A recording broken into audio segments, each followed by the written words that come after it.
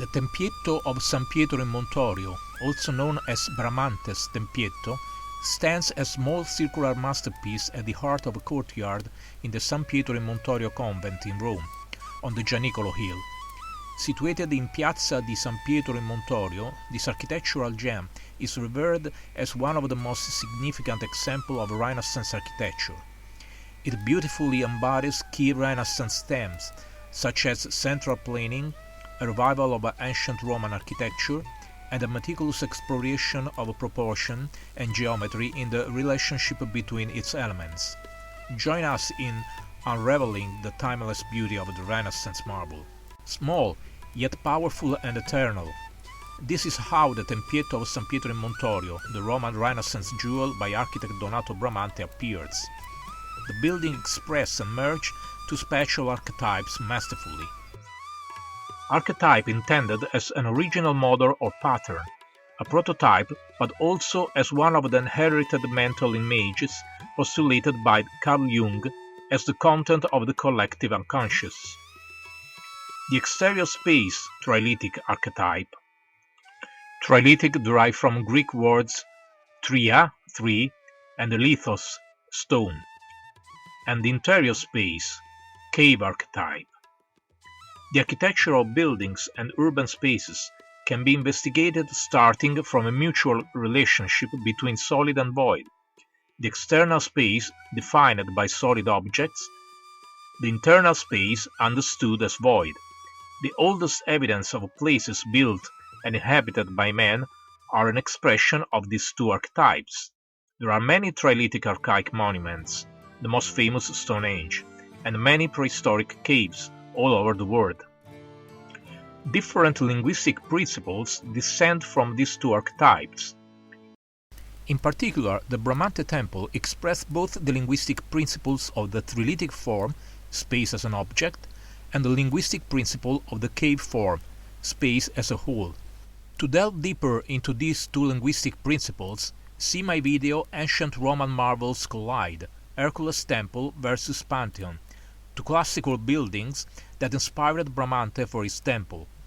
Keep watching the video until the end to understand how Bramante applied these two architectural archetypes to his masterpiece and fuses them in an original way. Considered one of the greatest figures of the Renaissance, Bramante influenced the development of 16th century architecture with his works. He was the first architect commissioned to design the new Basilica of San Peter, where his choice were decisive for the subsequent projects of Raffaello and Michelangelo. Bramante was born in the Duchy of Urbino in 1444 and initially trained as a painter, specializing in painting backgrounds that reproduced architectural elements used as kind of a theatrical backdrop for various representations. In 1482, he moved to Milano and began his career as an architect by rebuilding the church of Santa Maria presso San Satiro, 1482-83, clearly inspired by classical principles. Remarkable in this building was his solution for the apse, which could not be constructed according to the traditional standards due to the lack of space behind the back wall. Bramante decided to use optical tricks of perspective to create an entire wing of the church from scratch. In 1499, Bramante left Milano to settle in Rome, where he worked almost exclusively for Pope Julius II until his death.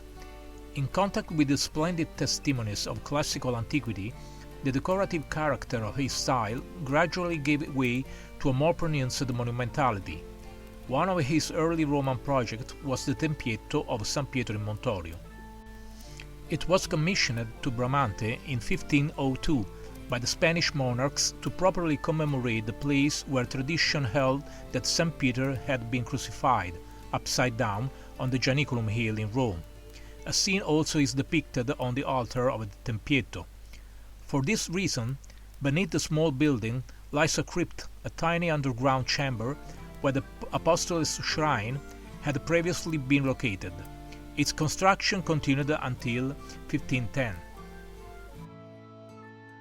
Respecting the traditions of antiquity, Donato Bramante decides that the classical type of the round peripteral temple, surrounded by a circle of columns, was the form that could best represent this place, also because there is a clear reference to the martyrized small circular Paleochristian construction, built on the tomb of a martyr or at the site of his death, and such was to be monument that commemorate the crucifixion of the first pope.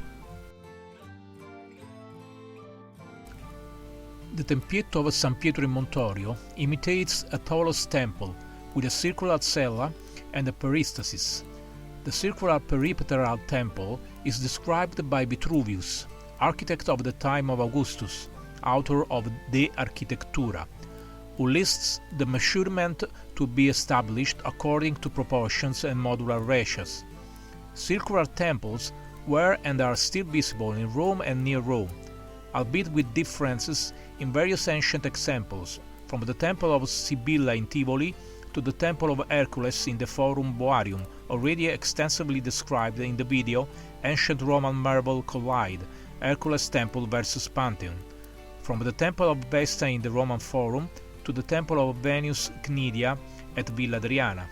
Significant analogies can be found with the Temple of Opportunus in Portus, Ostia, especially for the area beneath the Stilobato, comparable to a crypt, and for the peribolous colonnade surrounding the Cella, characterized inside by the presence of niches framed by the order. Since the time of its construction, the work has enjoyed great critical acclaim and directly or indirectly influenced many subsequent architectural works. Significantly, Palladio, in his 4 books of architecture, 1570, cited this building as the only example of modern architecture worthy of standing alongside the Temple of Antiquity. Serlio also included in its treatise on architecture as an ideal architectural model, considering it equal to an ancient building.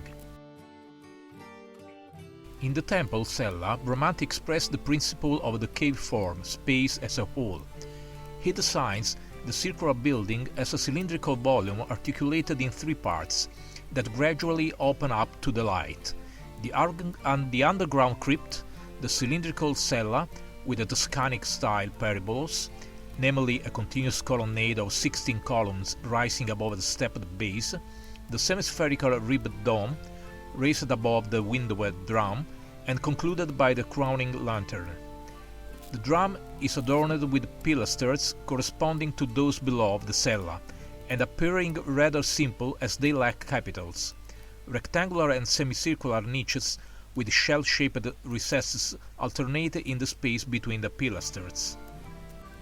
The dome, made of concrete in the manner of the ancients, is marked by ribs corresponding to the lower pilasters and concludes with lantern.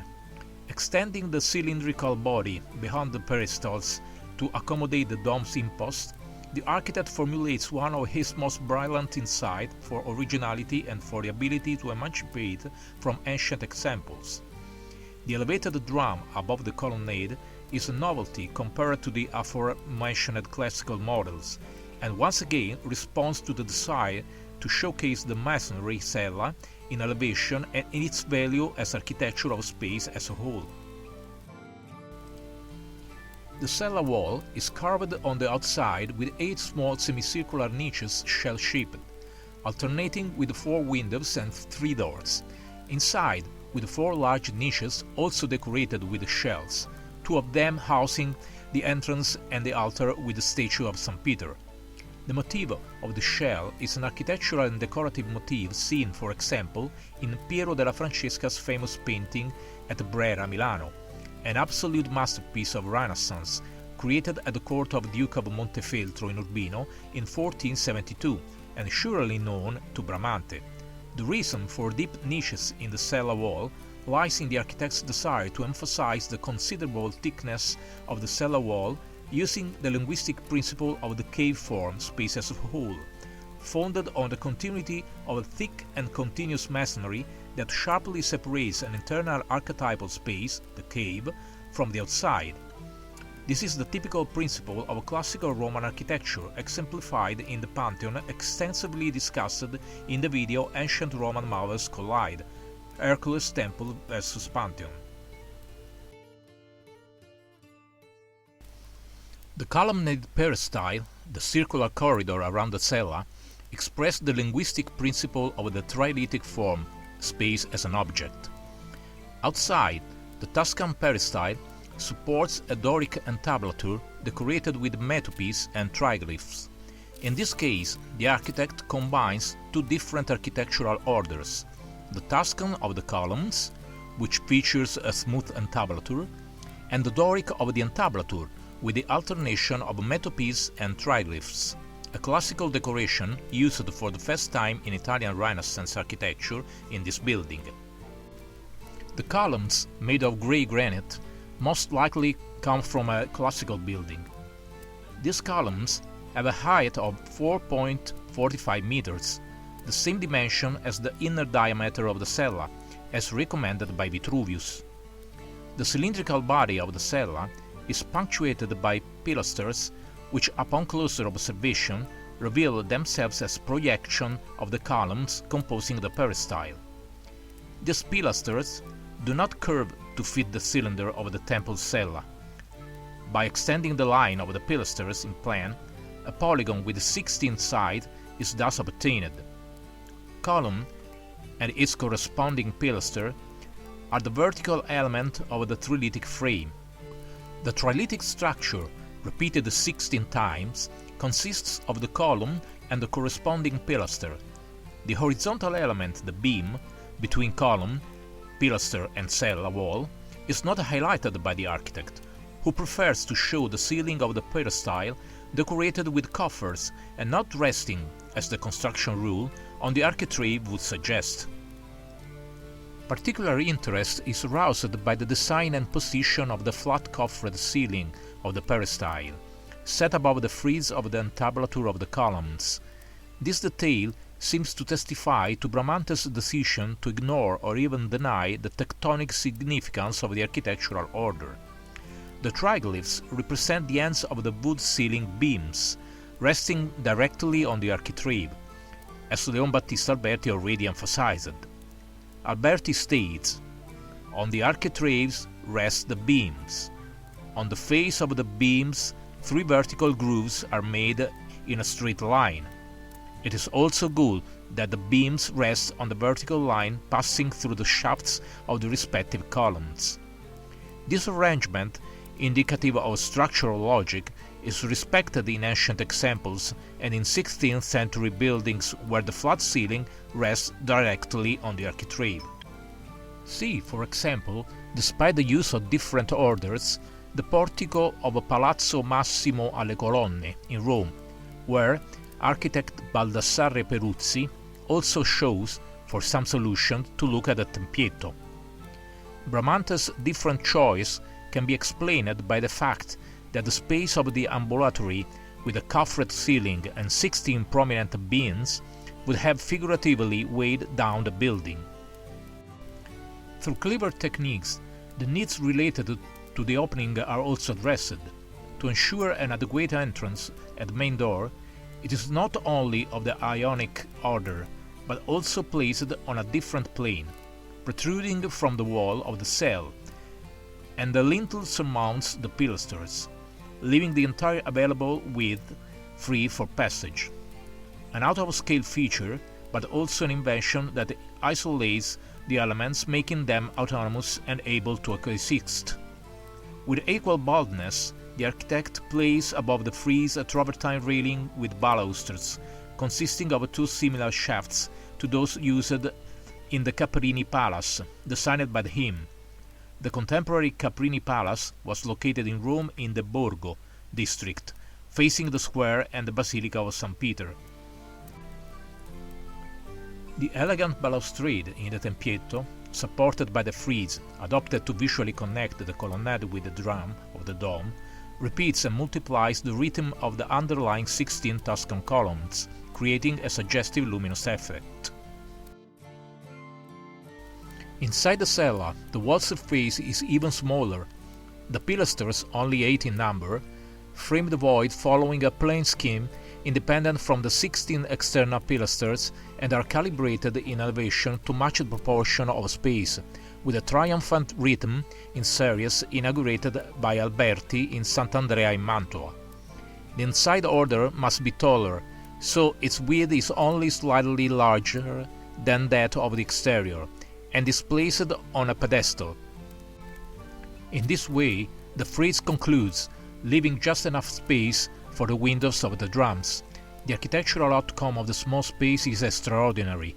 The wall, emptied by exedras, niches and windows, concentrates its resistance in specific points, emphasized by the juxtaposition of architectural order reduced to a supporting skeleton. Volumetrically, the Tempietto can be considered as a combination of two concentric cylinders, one formed by the outer colonnade, the other by the body of the cell itself. The height from the base to the end of the frieze is equal to that of the drum with the dome, excluding the lantern. The cella and the drum are 3/2 of the total height. Similarly, the diameter of the outer circumference of the columns is 3 times the diameter of the dome. Semicircular dome has a radius equal to the height of the drum supporting it, with an obvious reference to the architecture of the Pantheon. In the peristyle, the intercolumniation is the Vitruvian diastilo, equivalent to 3 times the diameter of a column, but on the wall of the cell, the intercolumniation narrows to a ratio slightly greater than 1:2, akin to the sistilo. The reference to divine numerology is very evident in this building, in the sense that the number 8 and its multiples and submultiples regulate the entire architectural design. On the perimeter of the Tempietto, there are 16 columns. The number 16 is considered perfect by Vitruvius, as 16 equals 10 plus 6, and both numbers are perfect according to the Pythagoreans.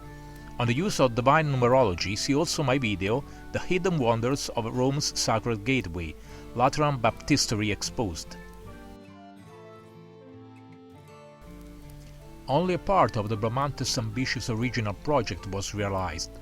Fortunately, a 16th century drawing by the architect and theorist Sebastiano Serlio allow us to reconstruct Bramante's original idea, which was to build the circular temple at the center of a porticoed courtyard, itself circular, with 16 columns.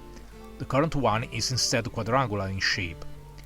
The place of the crucifixion of St. Peter was the ideal center of Rome, the New Jerusalem, and of the whole world, as well as the center of a pontifical action.